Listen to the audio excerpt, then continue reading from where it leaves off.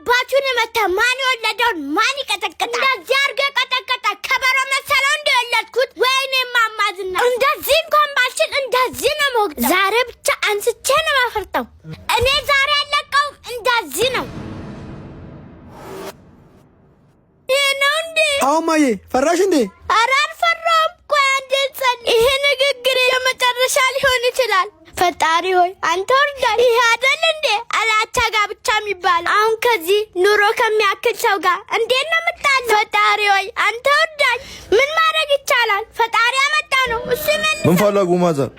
ሰላምታ አይቀድምም። ሰላም ነው የኔ ልጅ።